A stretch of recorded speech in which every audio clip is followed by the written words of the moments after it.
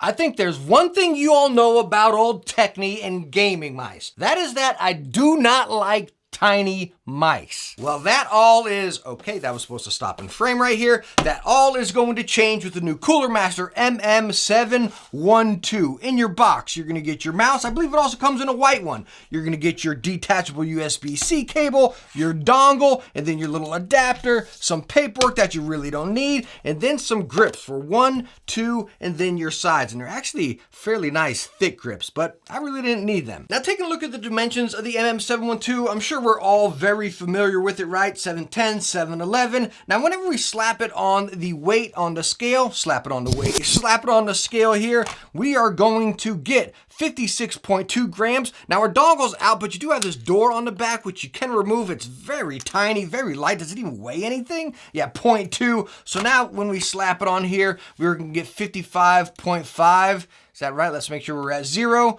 55.9. What are we getting here? What's with this stinking scale? Let's check one more time. 55.6. All right, this scale's a piece of junk. Let's get rid of that thing. Now, as you probably saw on the underside of this mouse, you have that honeycomb. Now, there's originally a sticker on the back. You can see I peeled mine off and stuck it on the box. I can't get it off now. But anyways, that kind of shows you everything you have. Your pair button, your Bluetooth, your wireless, all that. Again, I just took mine off to reduce a little weight. Plus, it was peeled up a little bit on the side. But anyways, you can see the honeycomb on the bottom. Again, DPI button, your pairing button, because this mouse has Bluetooth and 2.4, and you can also use it wirelessly while it's charging. While it's charging, the RGB lights up right back here, green, and flashes. Let me go on and fire this up. I don't got it plugged in, so I'm not sure if the RGB is going to show.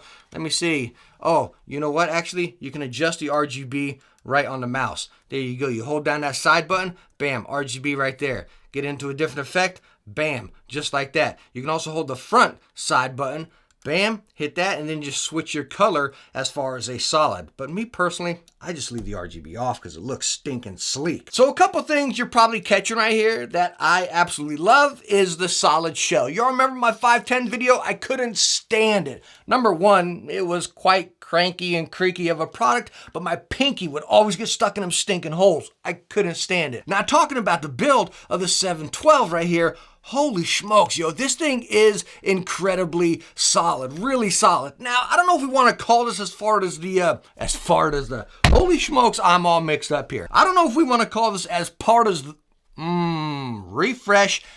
I don't know if we want to call this part of the build or the style, but as you're seeing on 1 and 2 right here, the buttons kind of slope down, right? So bam, then right on the side. Same on the other side, bam, nice sound effects, huh? Anyways, while I'm playing, being a smaller mouse, I'd pull it into my hand. Sometimes I'd lock it back in my palm. Even though this isn't a palm, I definitely call this fingertip or claw. I would still kind of pull it back right here, kind of flick and dip. Now my side finger over here would occasionally just graze across that, and when it slid across, it would activate that button. Now again, that's gonna differ grip to grip, person to person, but for me, whenever I pull it back to lock shots, my fingers would get up on those top buttons right there since they arch down a bit, and I would activate it. But again, different person to person. And as you heard, the 712 does have wireless and Bluetooth 5.1. You get 180 hours running Bluetooth and up to 80 hours running wireless. Again, I keep the RGB off because it just looks very good like that. And again, being able to use it wireless, Bluetooth, or via the cable with no power or while it's charging,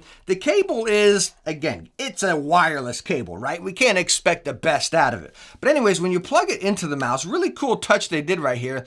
Look how that wire shoots up. So you're not gonna get that initial drag right there. So say if you got a bungee over here, I think you're gonna be, I don't know, it's not the preferred. We're buying a wireless mouse, right? So we're gonna use it wireless. But if you have to use it with the cable, I love how they shot it up. And it's not the cable that's shot up, it's actually a USB port in there that's angled up a little bit. So whichever cable you use, if you get an aftermarket cable, you're still gonna get that incline right out of the mouse. That's an awesome touch there. Now, as far as sensor underneath here, we're using the 3370, and as you saw, all of our switches right down to Bluetooth pairing and that. You have PTFE feet, nice and raised up and rounded off on the edges. I really like them, and the glide is really nice. Now, one other thing you're probably noticing down here, a little bit hidden, is that sensor is scooched up a little bit more towards the front. We've seen that in a couple other mice. I believe maybe it was the Orochi, if I'm thinking right. I forget right there.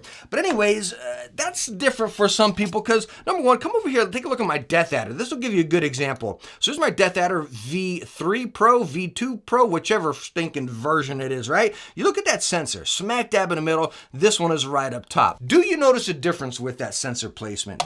Yes, you do. Me personally, I've tested so many different mice with the sensor scooched forward anymore. It's almost natural to me. But speaking natural, right? What you notice with this, with the sensor up forward more, is when you're flicking and moving your mouse right there, it's pretty much precise with you, rather than this where you might want to move your whole hand. This, you can kind of get those micro adjustments right up there. I absolutely love it. Is it a drastic change, me going from a mid sensor to a front forward sensor these days? Not really, but if you've never used it, you will notice, again, that more natural flow right there, and it's pretty fun. Now, as far as the switches on this mouse, they are using LK Optical 2.0 micro switches, and they are just fantastic.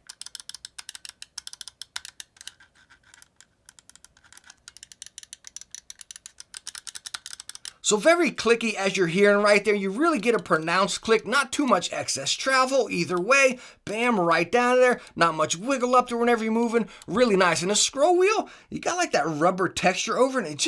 It feels really nice. You got those little notches in there.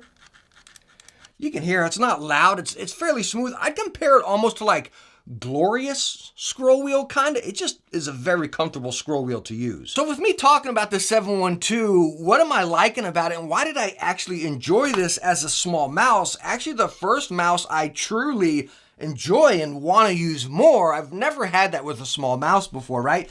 And I hated the MM710 when it first came out. You know, maybe I got a bad one, I don't know, but I couldn't stand that mouse.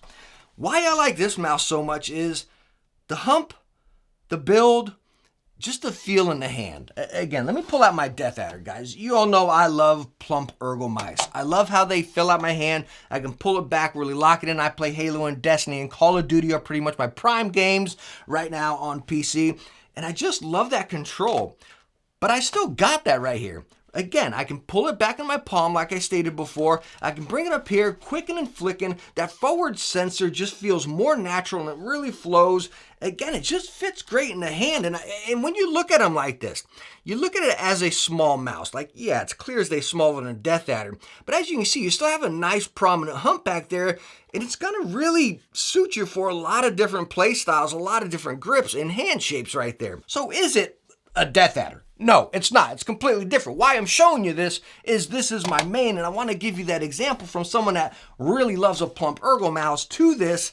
It's just, man, I was shocked how much I enjoyed this mouse. Coming in at $80, I absolutely love it. I highly recommend it. I really do. If you like bigger mice or smaller mice, a lot of us know this shape already. A lot of us love it. Me falling in love with it now is very exciting. At $80, what it's packing right there, those nice switches, darn good sensor, the full build right there, you know. Bluetooth and wireless at $80, yo, this is a complete win.